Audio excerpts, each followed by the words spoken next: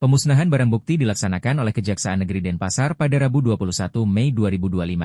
Barang bukti tersebut berasal dari 328 perkara tindak pidana yang sudah diputus dan berkekuatan hukum tetap periode Desember 2024 sampai Mei 2025. Kepala Kejari Denpasar Agus Setiadi menerangkan, kegiatan ini sebagai upaya pihaknya untuk melaksanakan eksekusi secara penuh.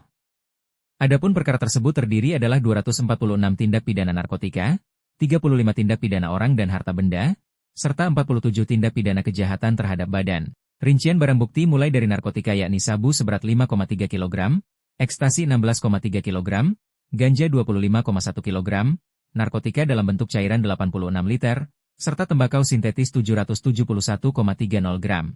Selain itu ada berbagai merek obat-obatan, berbagai macam HP, alat elektronik dan alat-alat lainnya, berbagai macam senjata tajam, beberapa liter solar, serta yang tampak menonjol adalah 10 box SIM card berikut router dari kasus ITE. Tak tanggung-tanggung, jika dinominalkan, barang bukti yang dimusnahkan kali ini diperkirakan nilainya mencapai lebih dari 10 miliar rupiah. Narkoba dimusnahkan dengan cara dibakar menggunakan mesin insinerator khusus milik Badan Narkotika Nasional Provinsi Bali. Sehingga, asap sisa pembakaran dapat tersaring dan tidak mencemari udara. Kemudian ada obat-obatan dan lainnya dibakar dalam tong. Selain itu alat elektronik dan handphone dihancurkan menggunakan palu.